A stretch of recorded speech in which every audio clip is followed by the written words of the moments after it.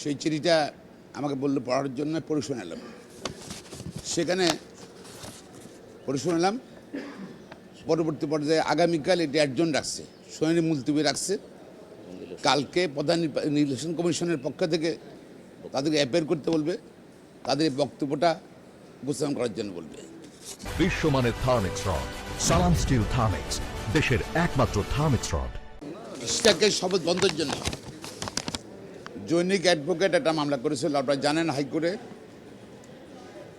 হাইকোর্টে মহামান্য হাইকোর্ট তার এই দরখাস্ত সামালে রিজেক্ট করে দিয়েছে। কারণ দেখিয়েছে তার আইনগত অধিকার নাই এই মামলা করার। আর এটা জনস্বার্থ যে ধরনের মামলাগুলো করা উচিত, এটা হলো ট্রাইব্যুনালের ম্যাটার। ব্যক্তিদের সঙ্গে কন্টেস্ট হচ্ছিল। তার এখানে ইলেকশন ট্রাইব্যুনাল আছে, আপিলের ট্রাইব্যুনাল আছে।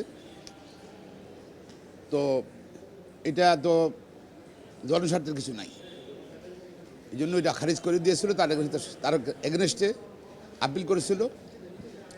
আজকে শুনানির জন্য শুনানি শুরু হয়েছে সুপ্রিম কোর্টে, ফুল কোর্টে। সেখানে মাননীয় প্রধান বিচারপতি ছিলেন এবং আপিলের সকল বিচারপতি ছিলেন। ওই আইনজীবীর পক্ষে মামলা শুনানি এক পর্যায়ে মাননীয় আদালত থেকে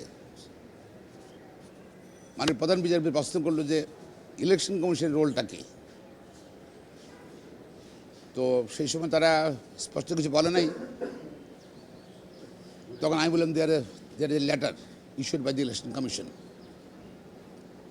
সেই চিঠিটা আমাকে বললো পড়ার জন্য পড়ে শোনালাম। সেখানে পড়ে শোনালাম। পরবর্তী পর্যায়ে আগামীকাল এটি একজন রাখছে, শুনানি মুলতবি রাখছে। কালকে প্রধান নির্বাচন কমিশনের পক্ষ থেকে তাদেরকে অ্যাপিয়ার করতে বলবে, তাদের বক্তব্যটা উপস্থাপন করার জন্য বলবে। আর তার বক্তব্য ছিল ইলেকশন কমিশনের 12 মে সেটা দিয়েছে 12 মে স্থানীয় সরকার মন্ত্রণালয়ের চিঠি দিয়েছে তারা আপিল করবেন on the query of the election commission. স্থানীয় সরকার মন্ত্রণালয় থেকে জানতে চাওয়া হয়েছে ইলেকশন কমিশন আপিল করবে কিনা এর রায়ের বিরুদ্ধে। নির্বাচন কমিশন থেকে স্থানীয় সরকার মন্ত্রণালয়কে জানানো হয়েছে 12 মে 2025। বলছে এটা ট্রাইব্যুনালের রায়ের আলোকে তারা গ্যাজেট করেছে এবং তারা মনে করে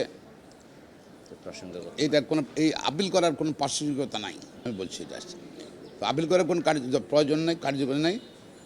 তারা আইন মন্ত্রণালয় থেকে তারা অপিনিয়ন চেয়েছিল, মতামত চেয়েছিল।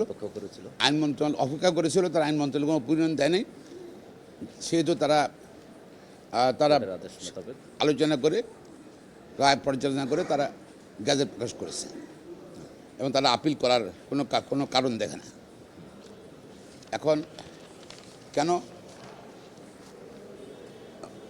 আদালত থেকে জানানো হলো যে বললো যে নির্বাচন কমিশন ভেরি ইম্পর্ট্যান্ট রোল। তারা স্বাধীন নির্বাচন কমিশন, সাংবিধানিকভাবে স্বাধীন, তারা সিদ্ধান্ত নিতে পারে। তাদের উপস্থিতি প্রয়োজন এই কোর্টে। সেই জন্য আগামীকাল এটা একজন করেছে। আগামীকাল মাননীয় আদালত সুপ্রিম কোর্ট আপিল ডিভিশন নির্বাচন কমিশন শুনবে এবং নির্বাচন কমিশন তো বক্তব্য তো আমরা দেখাচ্ছি, অপিনিয়ন দেখাচ্ছি, পাবলিকলি আসছে, তাদের বক্তব্য পেশ করবে। কালকে আবার শুনানি হবে।